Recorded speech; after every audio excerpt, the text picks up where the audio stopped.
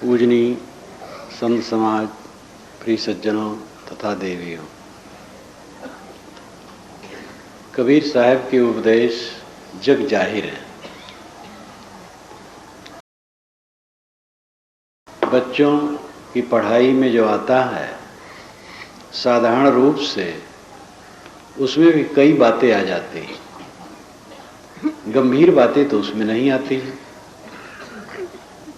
लेकिन सामान्य बातें उसमें भी सूत्र रूप में थोड़ी थोड़ी आ जाती हैं और उनकी वाणी पूरे भारत में पढ़ाई जाती है।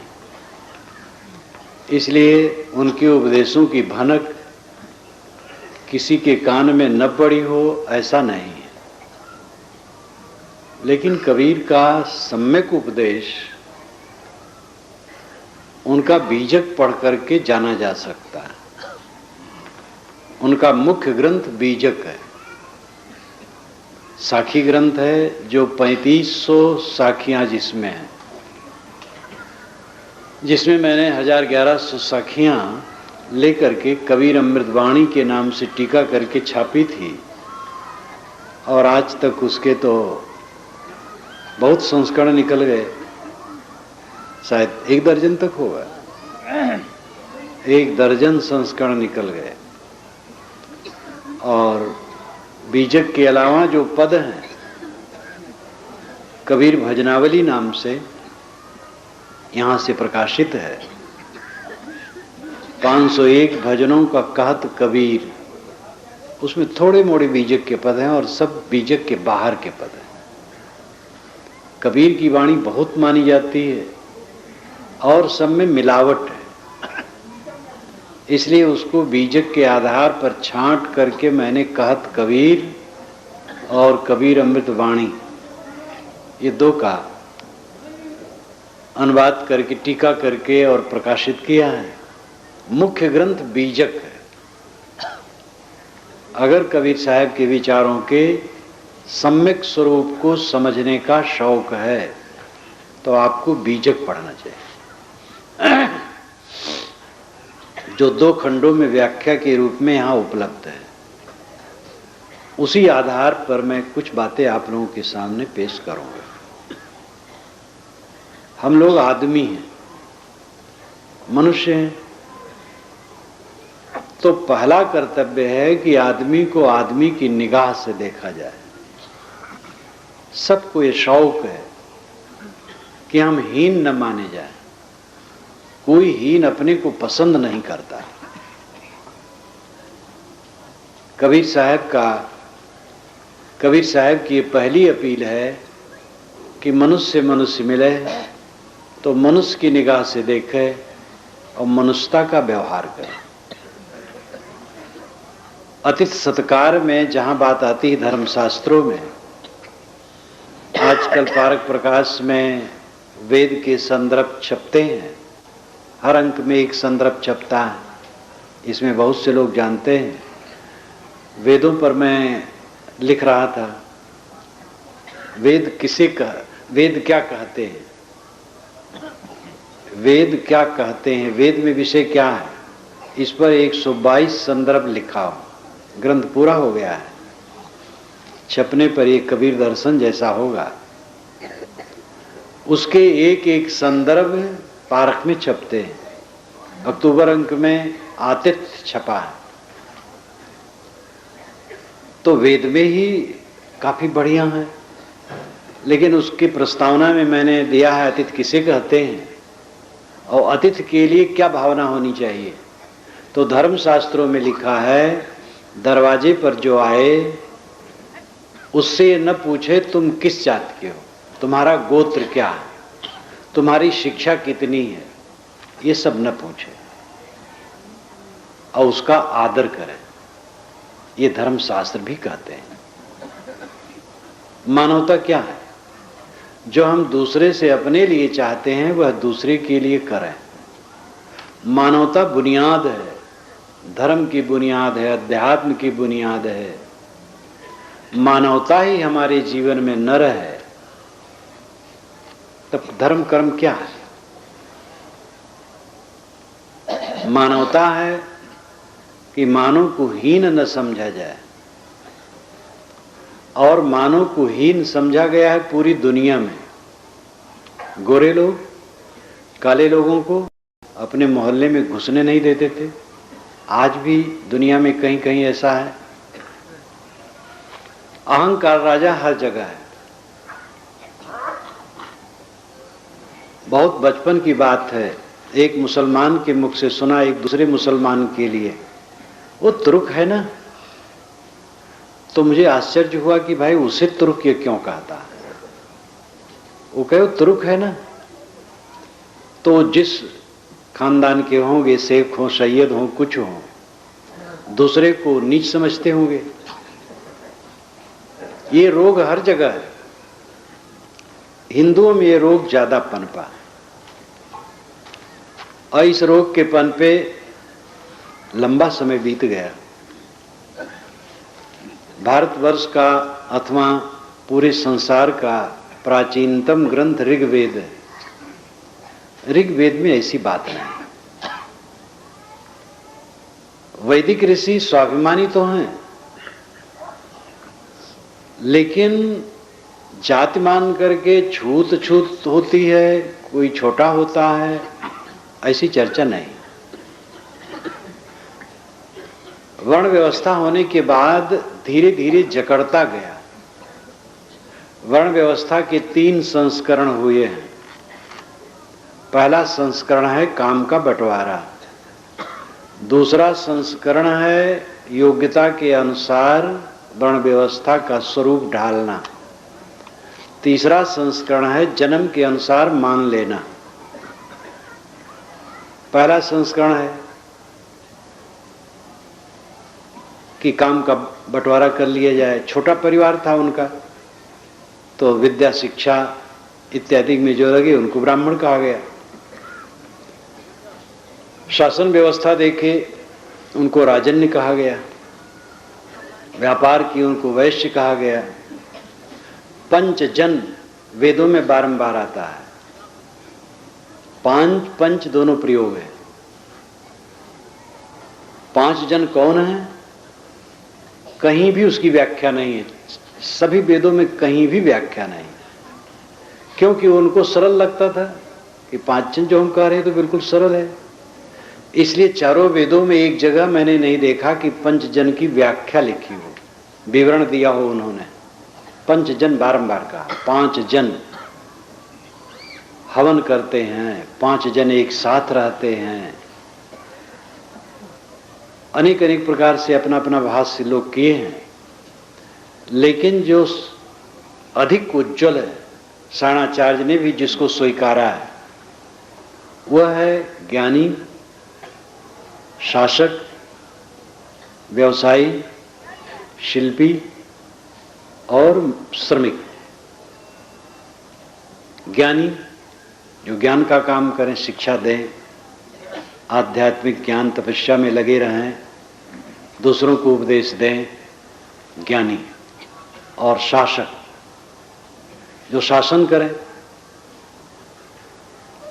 और व्यवसायी जो व्यापार करें, और शिल्पी, कारीगर और श्रमिक मजदूर दल। ये 5 यज्ञ करते हैं, पंचजन यज्ञ करते हैं। ये वेद में बारंबार आता है। इसलिए लगता है कि कोई ऊंच नीच की भावना नहीं थी, सब यज्ञ करते थे।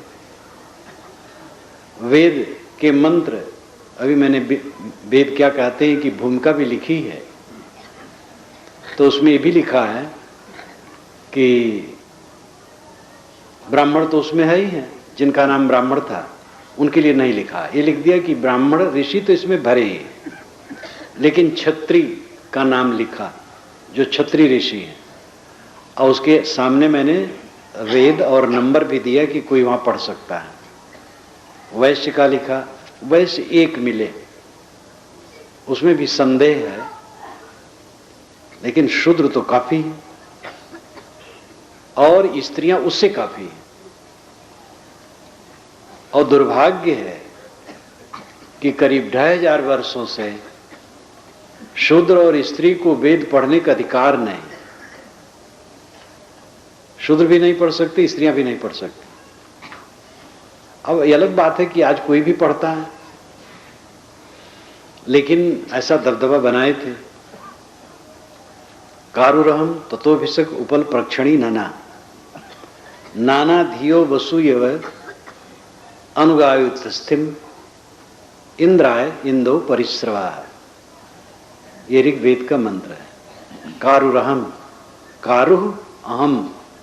कारू कहते हैं शिल्पी को, कारीगर को। ऋष कहता है मैं कारीगर हूं, बढ़ई हूं। बढ़ई कह लो, थवई कह लो, शिल्पी तो बहुत काम करता है। कारुरहम पहला वचन है ऋष का कि मैं शिल्पी हूं, कारीगर हूं। ततो भिषक, मेरा तात पिता भिषक है, वैद्य है, दवाई कूटता और दवाई करता है। उपल प्रक्षणी नना, नना नम्र मेरी मां। उपल प्रक्षणी साणाचार्य ने भाष्य करते हुए लिखा है, निरुक्तकार ने भी इसको माना है कि माताएं बच्चों को दूध पिलाती है तो झुक जाती है, इसलिए वो नम्र है। तो नम्रता के लिए नना शब्द का प्रयोग किया है। उपल प्रक्षणी नना, उपल नाम बालू, प्रक्षणी नाम फेंकने वाली। भड़भूज जब कोई भी अन्न भूजता है थोड़ा बालू डाल करके सामने के पात्र में भूजता है। जब एक अवस्था आ जाती है उसकी, तो दूसरे हंडी से गर्म बालू निकाल के उसमें जोर से डाल के जोर से चला देता है, फूट करके सब लावा हो जाता है। तो बालू फेंकती है उसमें। उपल प्रक्षणी, बालू फेंकने वाली, भड़भूज मेरी मां है। नाना धियो वसु यव, वसु के लिए, धन के लिए हम नाना काम करते हैं। कैसे करते हैं? अनुगायु तस्थिम, अनुगायु तस्थिम। जैसे गायें चरागाह में घास खोजती और चरती, वैसे हम घर वाले नाना काम करते हैं धन के लिए। इंद्राय इंदो परिश्रवा है, इंद्र के लिए हे इंद्र बहो। इंद्र नाम सोम, अय सोम, इंद्र के लिए प्रवाहित हो। इंद्र वेदों में बहुत बड़ा देवता है। ऋग्वेद का चौथाई हिस्सा इंद्र की महिमा में लिखा गया है। इंद्र कोई व्यक्ति नहीं हुआ है। इंद्र आकाशी शक्ति है। सूर्य को इंद्र कहा गया, वायु को इंद्र कहा गया, और उसके नाम पर हवन करते थे और सोमरस चढ़ाते थे। इंद्राय इंदो परिश्रवा, इंद्र के लिए अय इंदु अय सोमरस प्रवाहित हो। घर घर में चरखे करघे चलते थे। जब विवाहिता बहू घर में आती थी तो अपने हाथ से कपड़ा बुन करके पति को पहनाती थी, बांधती थी। वासस और उत्तरी दो ही वस्त्र होते थे। वासस का मतलब लुंगी, उत्तरी का मतलब चद्दर। जैसे हम लोग पहनते हैं बस ऐसे पहनते थे गृहस्थ लोग भी। तो अपने पति के शरीर में कपड़ा बांधते समय पत्नी कहती थी, तेरी निगाह मेरे तरफ ही रहे पर स्त्री की तरफ न जाए, इसलिए मैं तेरे शरीर में कपड़ा बांधती हूं।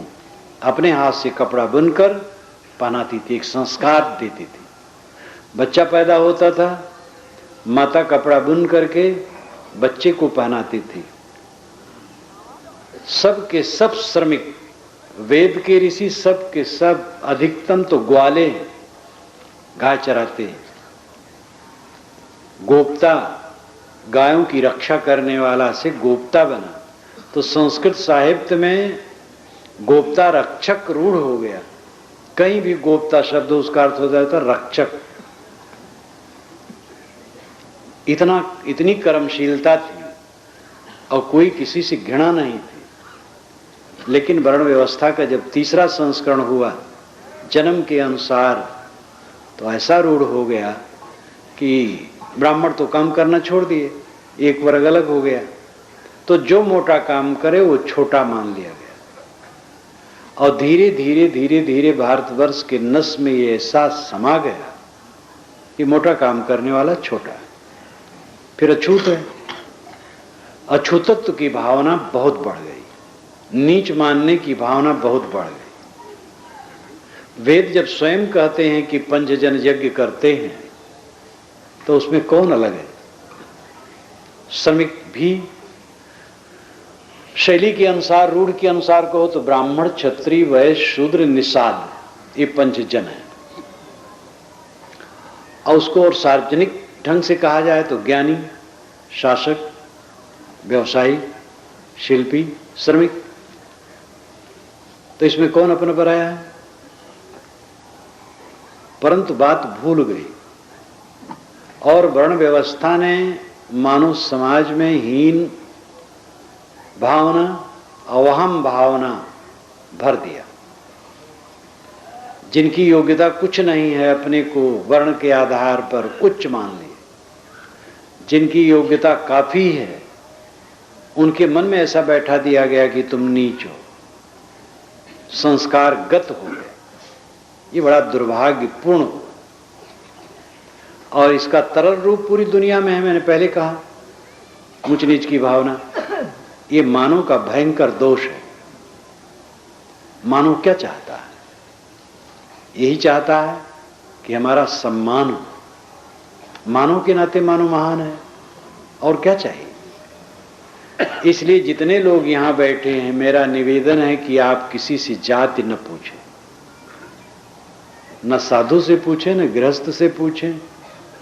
उत्तर प्रदेश में तो रास्ता रास्ता चलते कहते भैया कौन दूध हो?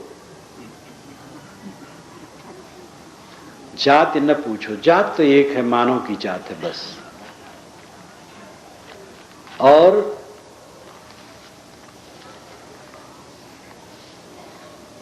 छुआछूत की भावना आचार विचार के आधार पर होना चाहिए। स्वच्छता है ठीक है, नहीं स्वच्छता है व्यवहार न लो। जात पूछने की जरूरत नहीं है, देखो स्वच्छ नहीं है व्यवहार न लो। स्वच्छता है व्यवहार लो, उसमें भी जात पूछने की जरूरत नहीं है। मेरे भोजन बनाने वाले लड़के मुस्लिम लड़के रहे हैं, ईसाई लड़के रहे हैं, साधु रूप में रहे हैं। मेरे पास आते हैं, मैं जात पूछता ही नहीं हूं। लड़के जितने आते हैं मैं पूछता ही नहीं कि कौन जात के हो, मैं जानता हूं मेरी जात का है। अब दूसरी जात क्या पूछूं? मैं मनुष्य हूं, मनुष्य बस। आप लोग भी जात पूछना छोड़ दो।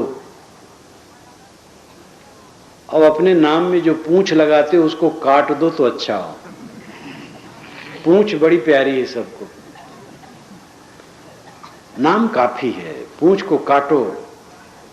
पूंछ अहंकार बढ़ाती है और हीनत्व की भावना बढ़ाती है। सरनेम जिसको कहते हैं, उपाधि, उपाधि है झंझट। मनुष्य बनो, मनुष्य की निगाह से देखो। हाँ, इसमें एक बात है, जब तक अंतरजातीय शादी सामान्य न हो जाए तब तक विवाह के समय पूछ लो।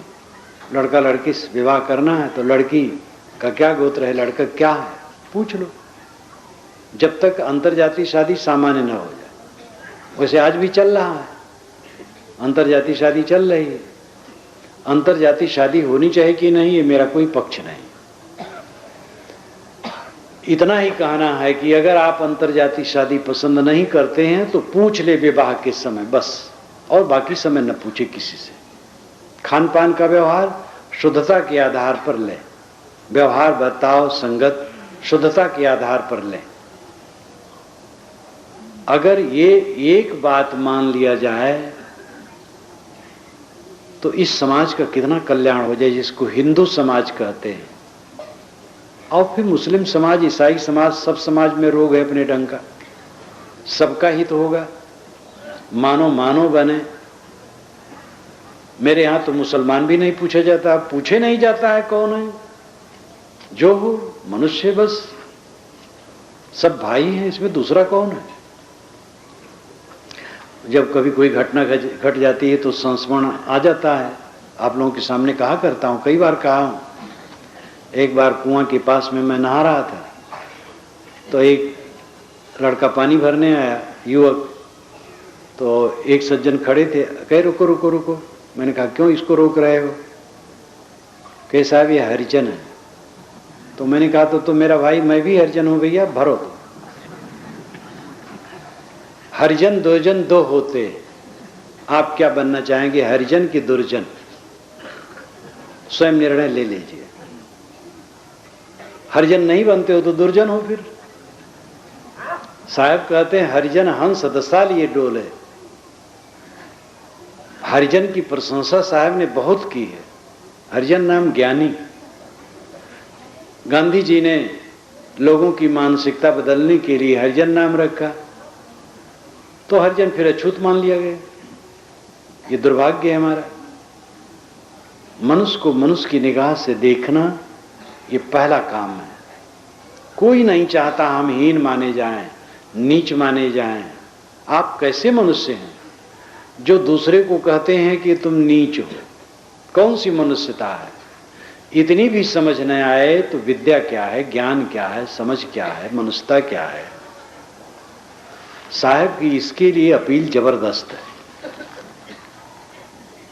उनकी वाणियों में एक त्वचा हाड़ मलमूत्रा, एक रुधिर एक गूदा, एक बुंद से सृष्टि रची है, को ब्राह्मण को शूद्रा।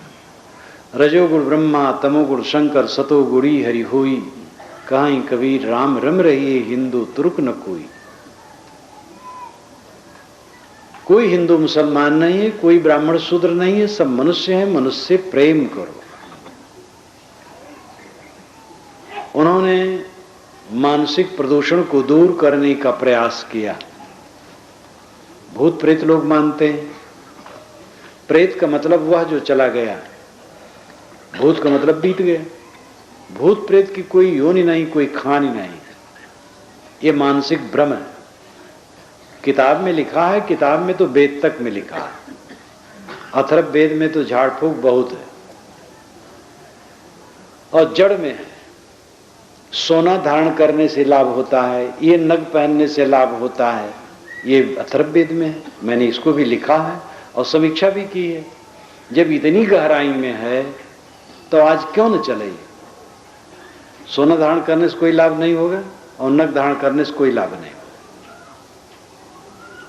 अच्छे आचरण से रहो, आत्मविश्वास से रहो। सोना और नग आपका उद्धार करने वाले नहीं। अंधविश्वास पूरा काल से।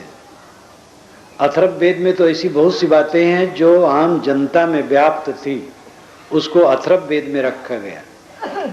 इसीलिए वैदिक ऋषि लोग पुराने अथर्व को उतना नहीं मानते। त्रैवेद और आचार्य बृहस्पति जो भौतिकवादी थे, उन्होंने भी त्रैवेद से कर्तारो कहा खंडन में।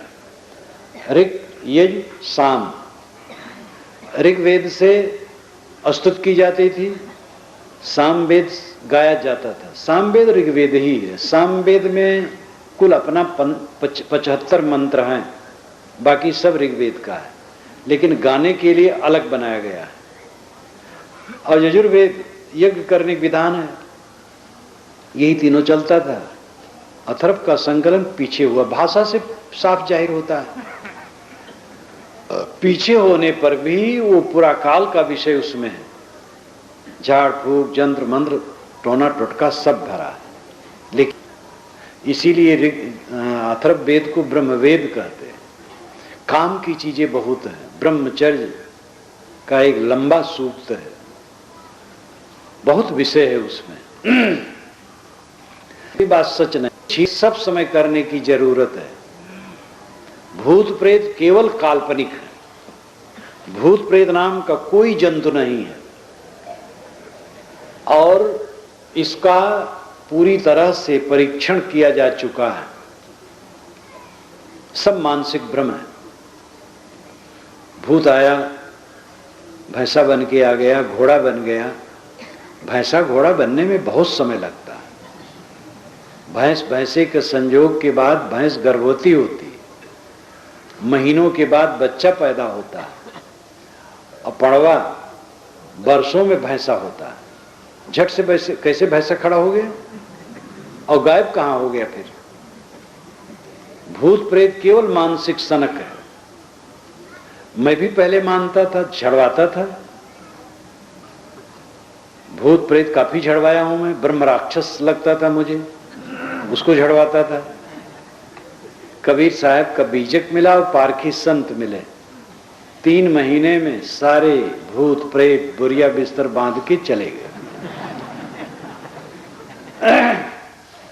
एक मानसिक भ्रम, साहब ने कहा ये ब्रह्मभूत सकल जग खाया, जिन जिन पूजा तिन जहड़ाया, अंड न पिंड न प्राण न देही, कोट कोट जीव कौतुक देही, बकरी मुर्गी कीन्यो छेवा, अगल जन्म उन अवसर लेवा, कहीं कबीर सुनो नर लोई, भूतव पुजले भूतवा हुई। भूत पूछते हो इसलिए भूत का भ्रम तुम्हें खड़ा होता, भूत उत कुछ है न अंड है न पिंड है न प्राण है न दे, उसमें कुछ नहीं है, कल्पना है तुम्हारी। भूत प्रेत नाम की कोई वस्तु नहीं। देवी देवता प्राणी है।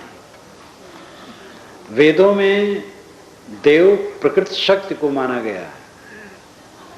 वेदों के निरुक्तकार प्रसिद्ध यास्क मुनि है। ये आज से 2800 वर्ष पूर्व हुए हैं, ईसा से 800 वर्ष पहले हुए हैं। उसके पहले 22 निरुक्तकारों का उन्होंने नाम लिया है अपने निरुक्त में, लेकिन उन 22 का कोई शास्त्र नहीं है, केवल यास्क का है जो आज से 2800 वर्ष पूर्व रचना है। उसको पढ़ करके वेदों का अर्थ करने में सरलता होती है और उसी का आधार लेकर के 8-2500 वर्षों से भास होते रहे। उन्होंने लिखा 3 लोक माना जाता है, द्विलोक, अंतरिक्ष और पृथ्वी। चांद सितारों का जो मंडल है वो द्विलोक है, दो नाम चमकना, चमकता हुआ मंडल। अंतरिक्ष का मतलब ये आकाश और भूमंडल। द्विलोक का देवता सूर्य है, अंतरिक्ष का देवता वायु है, पृथ्वी का देवता अग्नि है। ये निरुक्तकार ने 3 ही देवता माना है, 3 देवता हैं केवल। द्विलोक में सूर्य, अंतरिक्ष में वायु, पृथ्वी पर अग्नि। वेदों को पढ़ करके तो साफ हो जाता है प्राकृतिक शक्तियों में सूर्य के इर्द गिर्द सभी देवता घूमते हैं। एकम सद विप्रा बहुधा वदंती, ये ऋग्वेद के मंत्र का अंश है। तो एक सत्य को विद्वान लोग अनेक प्रकार से कहते हैं। वह एक सत्य क्या है? आदित्य, सूर्य। सूर्य सविता रूप में ही उपासना में गायत्री मंत्र बना है। सविता कहते हैं प्रेरिता को। साणाचार्य ने भाष्य करते हुए लिखा है, उदयात पूर्व भावी सविता, उदयास्तमय वर्ती सूर्य। उदय के पूर्व उसको सविता कहते हैं और उदय से अस्त तक के समय को सूर्य कहते हैं।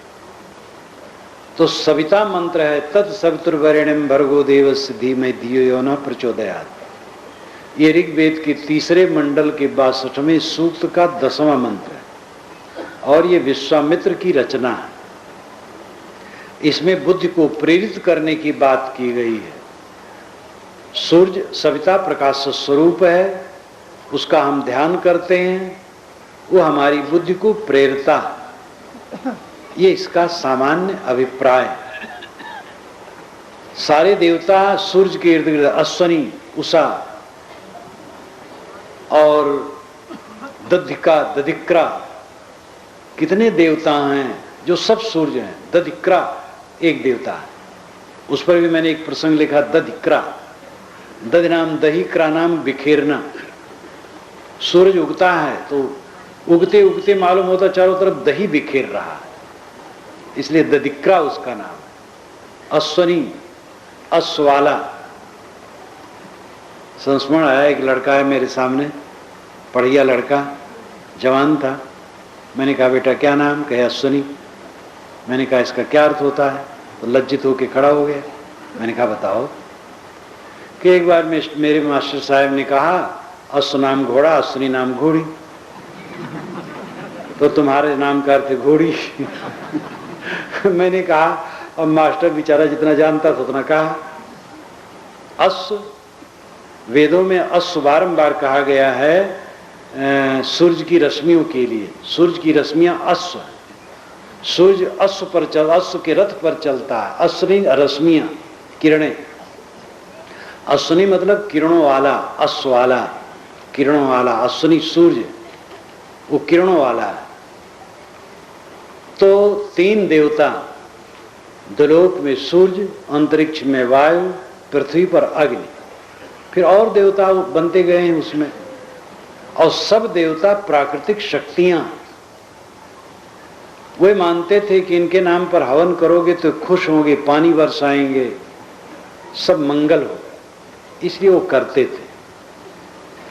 लेकिन उन देवताओं का व्यक्तिकरण हो गया है, जैसे कि इंद्र ही है, उसका व्यक्तित्व ऋग्वेद में इतना चमचमा उठा है कि एकदम लगता है कोई शूरवीर सामने खड़ा हो गया है।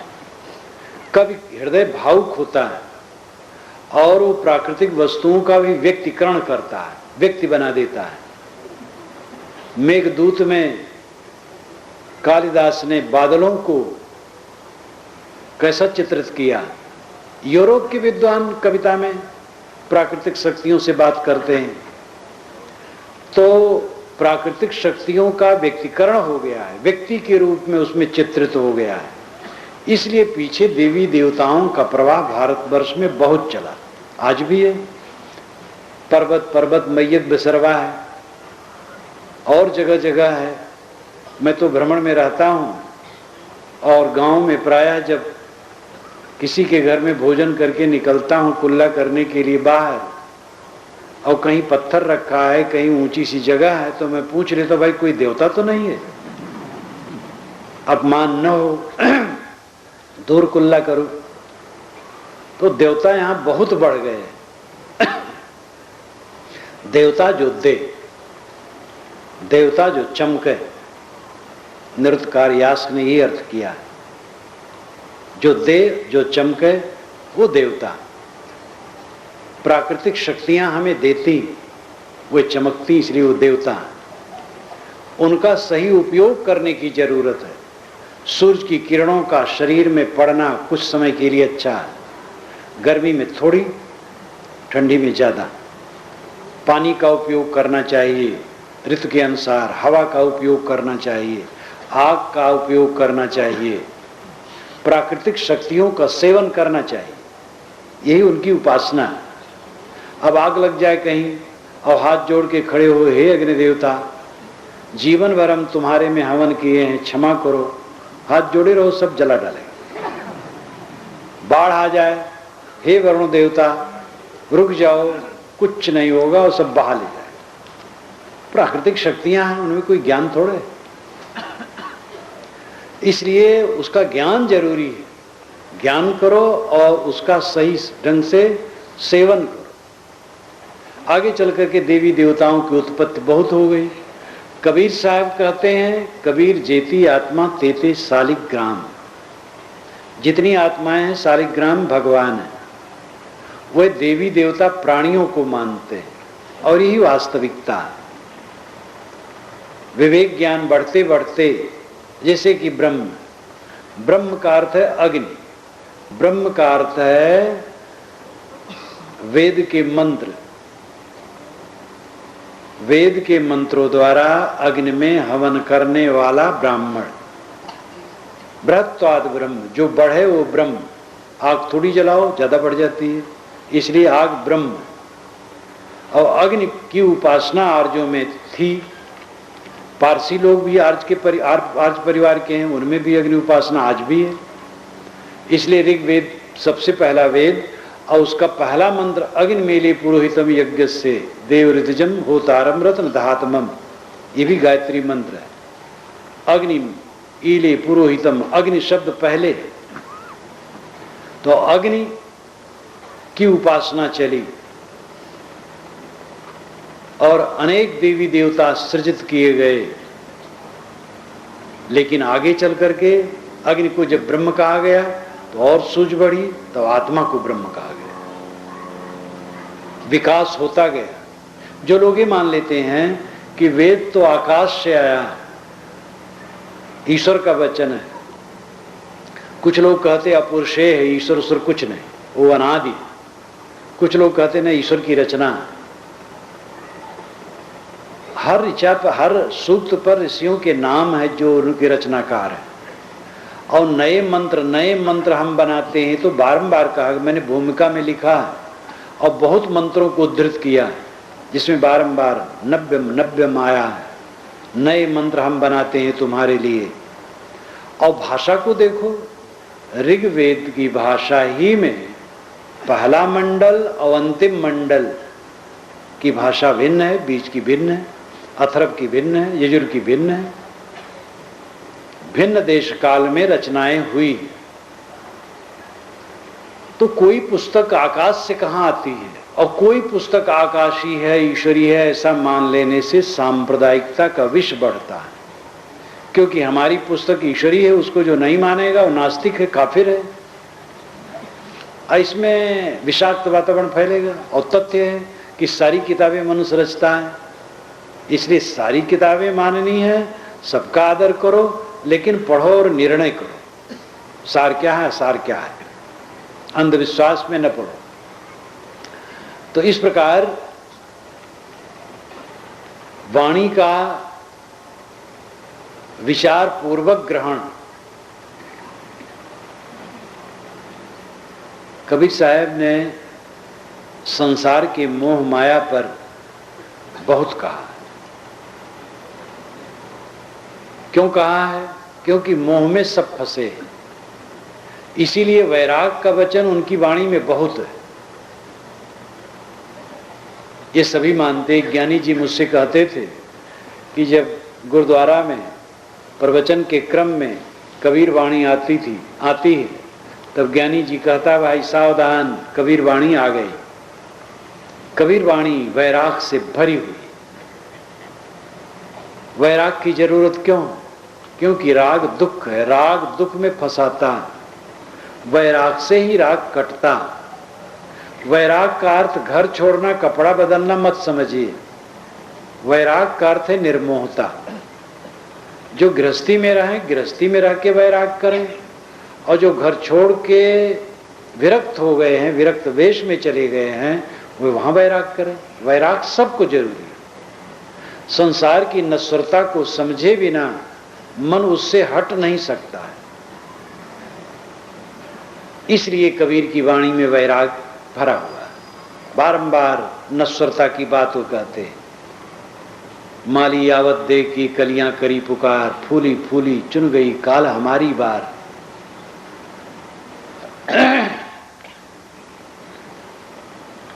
इसलिए वैराग के वचन उनके ग्रंथों में भरे हैं।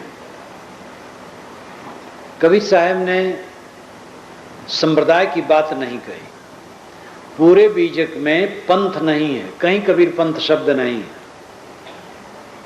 कल दो अधिकारी हमारे यहाँ आए थे, दोनों ने भाषण किया था, और प्रथम प्रवक्ता ने कहा था कि हमें ऐसा कुछ पंथ, कबीर पंथ की अपेक्षा कबीर समाज कहा जाए तो अच्छा हो, और कुछ ऐसा त्योहार मनाना चाहिए जिससे पूरी मानवता की बात आए। सुझाव बहुत अच्छी बात, बहुत अच्छी सुझाव है। जब वहां पर मेरे पास गए तब मैंने कहा कि भैया पंथ नाम बदल करके समाज रख दो, बात वही रहेगी।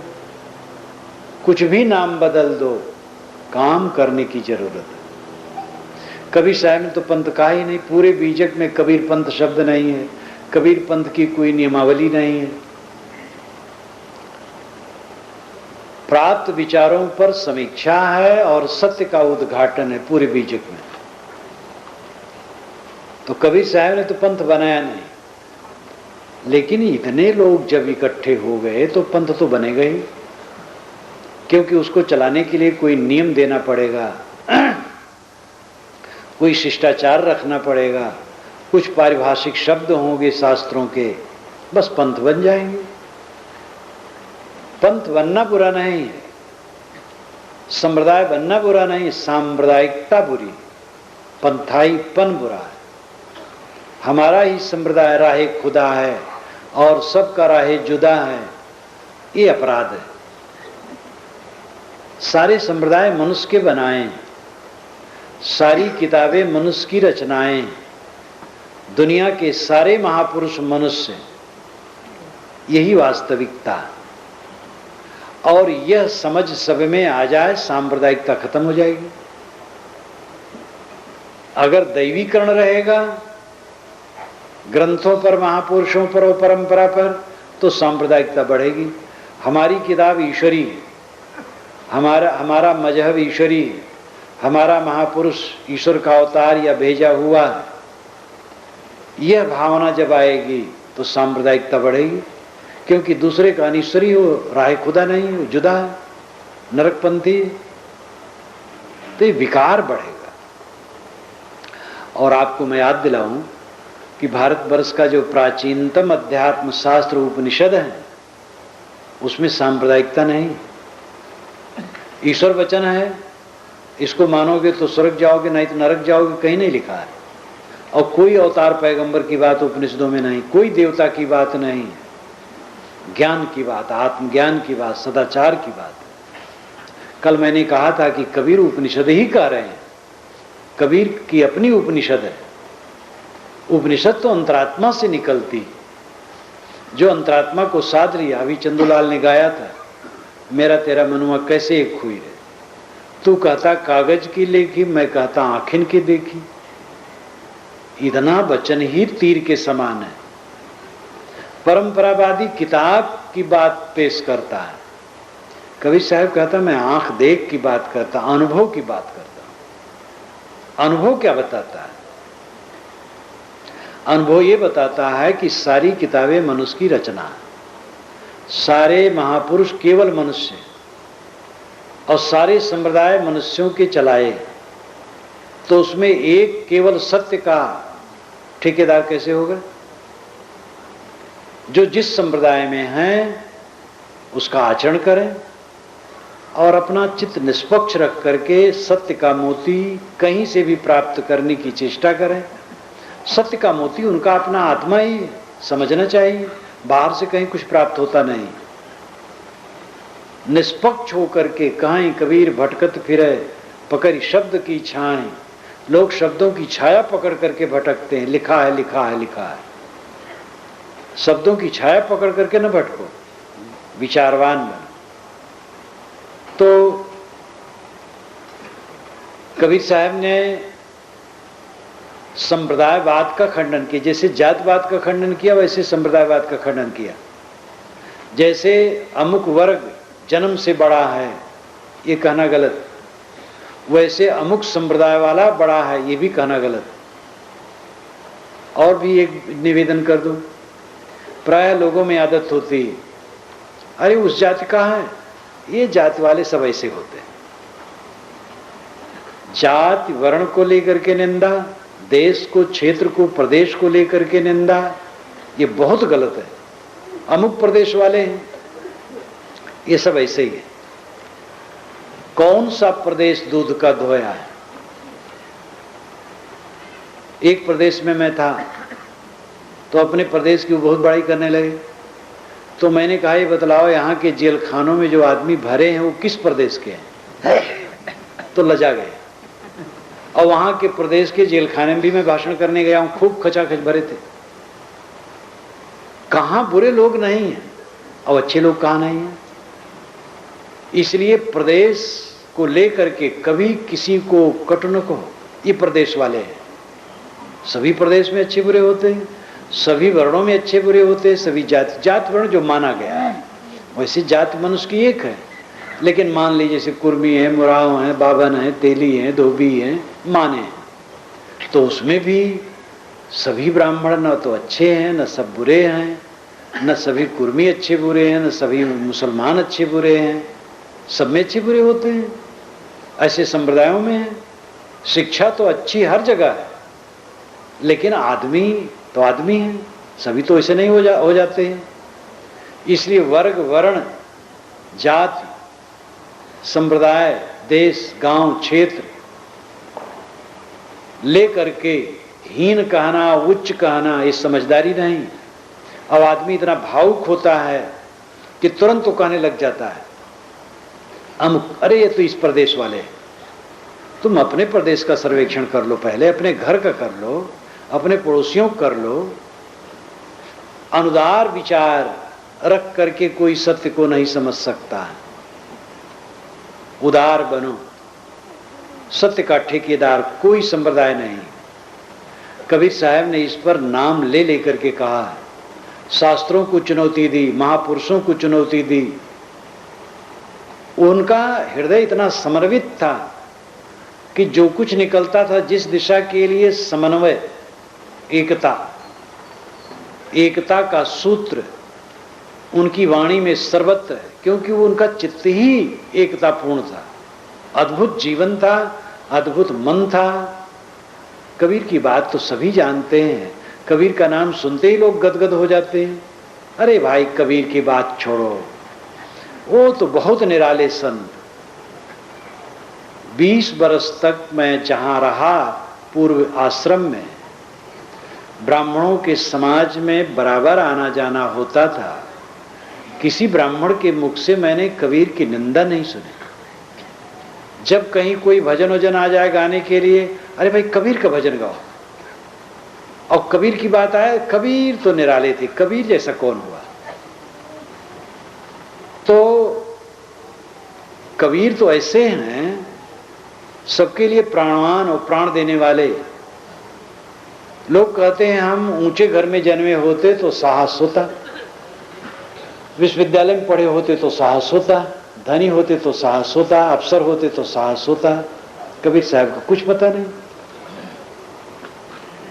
न जात का पता, न पढ़ाई का पता, एक फकीर फक्कड़, और इतना गरजते हैं। उनकी वाणी देखो, हीन भावना कहीं है ही नहीं। कबीर की याद कर लो तो मृत प्राणी में भी, मृत का मतलब ठंडा, कोई प्राण निकल गया वो मृत नहीं, ढीला ढाला आदमी भी बलवान हो सकता है। कबीर स्वर्ण स्तंभ की तरह, और उनकी बातें ऐसी पैनी हैं, ऐसी साफ हैं कि कोई भी समझ करके आचरण करे उसका कल्याण हो जाए। वह संप्रदाय पर जोर नहीं देते हैं, धर्म पर जोर देते हैं। धर्म संप्रदाय में फर्क है। संप्रदाय वह है जो किसी देश काल में बनता है, धर्म वह है जो सब समय व्यापक रहता है। नमाज पढ़ी जाती है 1422 वर्षों से, संध्योपासना तो हजारों वर्षों से है, लेकिन कब से की जाती इसका पता नहीं है। वेदों में संध्योपासना पता नहीं चला। संध्योपासना में गायत्री मंत्र तो लिया गया है, जब से संध्योपासना चली गायत्री मंत्र वहां है, लेकिन संध्योपासनक विधान का पता नहीं। पुराना है, लेकिन फिर भी कोई समय से हुआ। कोई पूजा पद्धति, कोई सिस्टम, रीति नीति किसी देश काल में पैदा होती है, लेकिन शील, करुणा, क्षमा, दया ये किसी देश काल में नहीं पैदा होते। ये सब समय, आप चंद्रलोक में चले जाएं, मानो वहां मनुष्य हो, या किसी लोक में, वहां तो मनुष्य नहीं है, किसी लोक में चले जाएं वहां मनुष्य हो और सुसंस्कारित हो, उनमें भी धर्म होगा। लेकिन इस धरती तल का कोई विधान वहां नहीं होगा। न कुरान पाठ होगा, न वेद पाठ होगा, न गीता पाठ होगा, न बीजक पाठ होगा, न बाइबल पाठ होगा, न राम न रहीम, कुछ नहीं, अपने ढंग का कुछ होगा। लेकिन शील का बर्ताव होगा अगर उनमें संस्कार है तो। इसलिए संप्रदाय की बातें जो होती हैं वो देश काल में बनती, धर्म की बात देश काल में नहीं बनती। सदा धर्म जाके हृदय अवसई राम कसौटी कसते रही। सदैव धर्म जिसके हृदय में बसता है वो राम कसौटी से अपने को कसता रहता है। राम कसौटी है अंतरात्मा की कसौटी।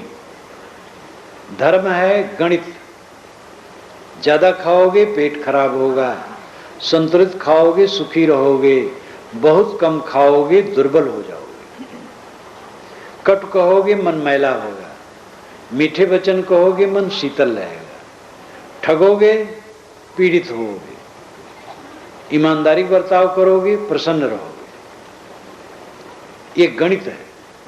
इंद्रियों को लंपट करोगे बिलबिलाओगे, आज और आगे और इंद्रियों पर संयम रखोगे सुखी रहोगे, मन चंचल रखोगे हल्के रहोगे।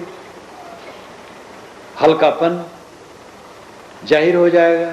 मन गंभीर रखोगे, रानी गंभीर रहेगी। दूसरे से मीठा वचन कहोगे, वो भी मीठा वचन कहेगा। कट कहोगे, कट कहेगा। धर्म गणित है।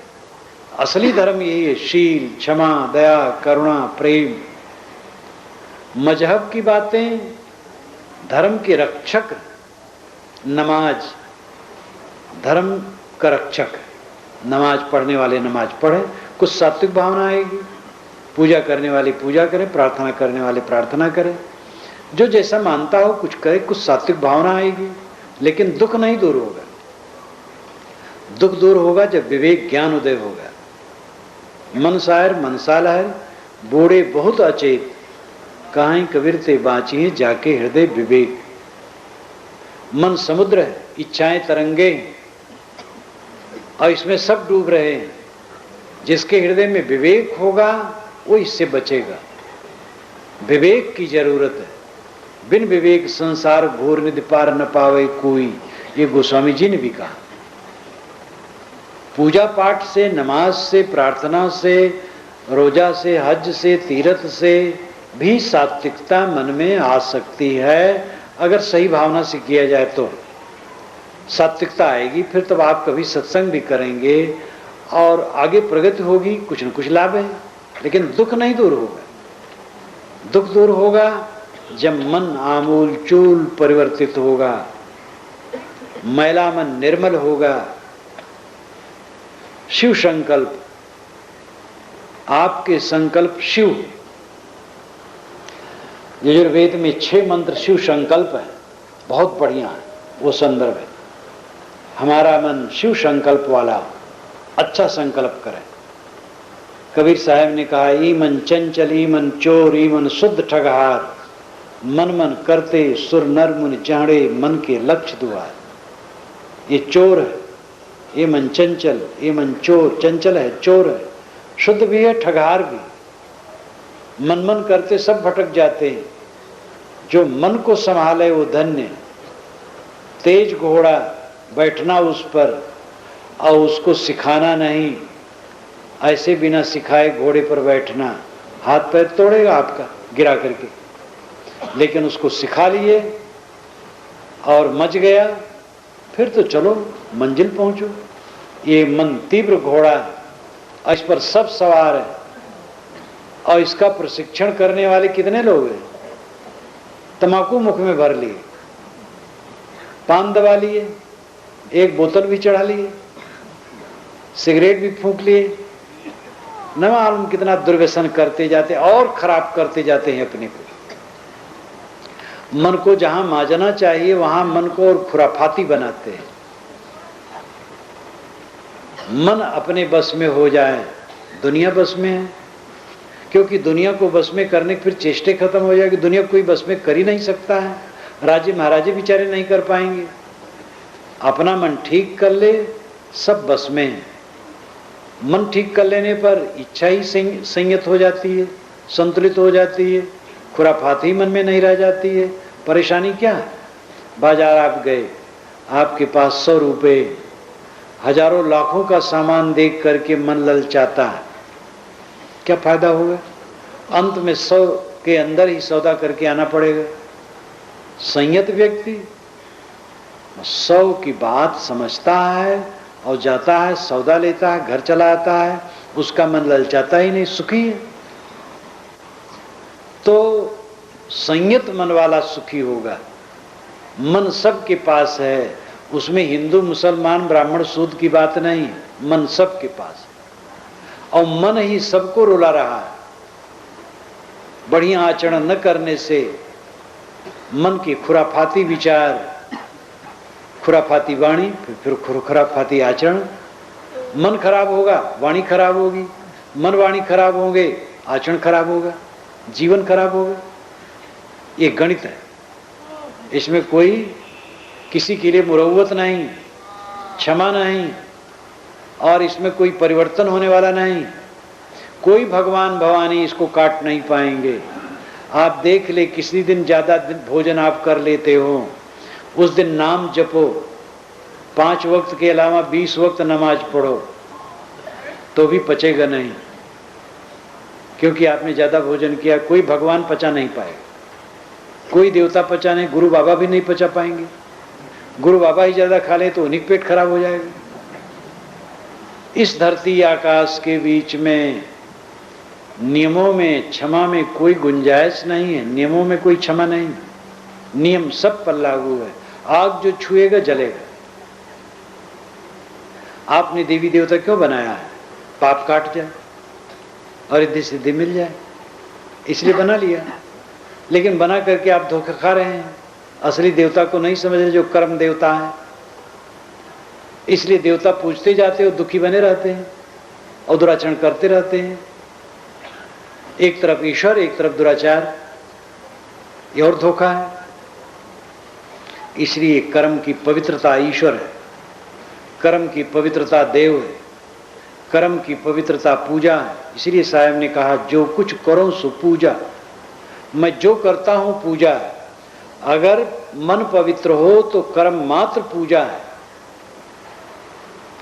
कोई काम हो पूजा बन जाएगा। टट्टी साफ करना पूजा है, रक्षा करना पूजा है, व्यापार करना पूजा है, खेत जोतना पूजा है, सब पूजा बन जाएगा। और ये संप्रदाय की बात नहीं है। नमाज पढ़ना संप्रदाय की बात है और प्रार्थना करना संप्रदाय की बात, संध्या उपासना करना संप्रदाय की बात है। राम और रहीम संप्रदाय की बात है। कोई राम कहा, कोई रहीम कहा, लेकिन मनुष्य का अस्तित्व कोई संप्रदाय की चीज नहीं है। मनुष्य का मन कोई संप्रदाय की चीज नहीं है। मनुष्य की वाणी कोई संप्रदाय की चीज नहीं है। और उसके सुधारने ही से मंगल है। कबीर साहब का बारंबार जोर इस बुनियादी बात पर है, इस पर ध्यान दे। कबीर साहब कहते हैं, परमात्मा, मोक्ष, कल्याण कहीं बाहर नहीं। जीवन को निर्मल करते जाओ। पूर्ण निर्मलता के बाद जो अवस्था आएगी वही परमात्मा की प्राप्ति। क्योंकि आप स्वयं सोच लें कि प्राप्त हुई वस्तु छूट जाती है। कौन ऐसी वस्तु है जो मिले और न छूटे? अगर परमात्मा मिलेगा तो छूटेगा, मोक्ष मिलेगा तो भी छूट जाएगा। इसलिए पाना कुछ नहीं, जो पाया गया है आज तक उसका मोह छोड़ना है। अंततः कल्याणार्थी ये समझ ले कि मेरी आवश्यकता दुनिया को नहीं है। मैं जो मानता हूं मैं नहीं रहूंगा तो कुल बिगड़ जाएगा, एक मन का धोखा है। मैं नहीं रहूंगा तो घर नहीं चलेगा, मैं नहीं रहूंगा तो समाज नहीं चलेगा। अरे आप जैसे असंख्य जीव आए गए और अनादि काल से संसार चल रहा है और अनंत काल तक चलता रहेगा। आप कौन होते? आप अपना कल्याण करो। हम तो ऐसा अहंकारी बन के बैठे हैं, हम कर्तव्य निभा रहे हैं, कर्तव्य कर रहे हैं। अपने जीवन के लिए कोई कर्तव्य नहीं। आपको क्या, बच्चे पाल रहे हैं, लड़के की शादी विवाह कर दिए, लेकिन लड़के का लड़का हो गया, उसको पढ़ा रहे हैं, पोते की अब शादी देखनी है, ये सब कर्तव्य कर रहे हैं। आपने बच्चा पैदा किया, पढ़ाना चाहिए, लिखाना चाहिए, धंधे में लगाना चाहिए, शादी विवाह भी कर देना चाहिए, ये सब कर देना चाहिए, ठीक है। लेकिन लड़के की शादी के चक्कर में क्यों पड़े? आपका लड़का अपने लड़का की शादी करेगा, आप अपने कल्याण में लगिए। लेकिन ये बूढ़े लोग तृष्णा और मोह में खूब जबरदस्त पड़ जाते हैं। अधिकतम बूढ़े तृष्णा और मोह उनको बहुत सताते हैं। जो साधक हैं वो उनकी बात में नहीं कहता। नहीं तो जितने बुढ़ापा आता है उतना तृष्णा अधिक और मोह अधिक। जितना बढ़ गया है घटने न पाए, जो है सब स्थिर रहे। संसार ही स्थिर नहीं है तो आपके लिए प्रकृति का अलग विधान हो जाएगा। शाम को श्री राम के लिए राजगद्दी बताई गई और सुबह 14 वर्ष का कठोर वनवासी जीवन बताया गया।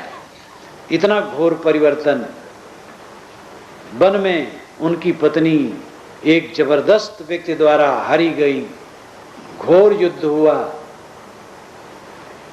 जब अपने गांव घर आए, अयोध्या वासियों ने ताना मारा, उन्होंने सीता को निकाल दिया धोखा देकर। नहीं कहा कि तुम्हें निकाल रहा हूं। लक्ष्मण से कहा जाओ गंगा पार कर देना, तब कह देना अपवाद के डर से राम ने निकाल दिया। कह दो ऋषियों के आश्रम में घुमाने ले जा रहे हैं। कितना हृदय द्रावक है। हमें ऐसे लोग मिलते हैं, कहते महाराज मैं बहुत दुखी हूं। मैंने कहा क्यों दुखी हो? कुछ दुखी नहीं, तुम भ्रम में पड़े हो। नहीं साहब जरा सुन लीजिए, मेरे समान दुनिया में कोई दुखी नहीं। एक सज्जन ने कहा तो मैंने कहा आपकी पत्नी खो गई है? कहने कोई तो नहीं है। तो हम कहे तो राम से दुखी आप नहीं, अपने घर से निकाल दिए गए? कहे नहीं महाराज घर में हूं। हम कहे राम तो निकाल दिए गए थे। तो हंसने लगे, वातावरण उनका बदल गया।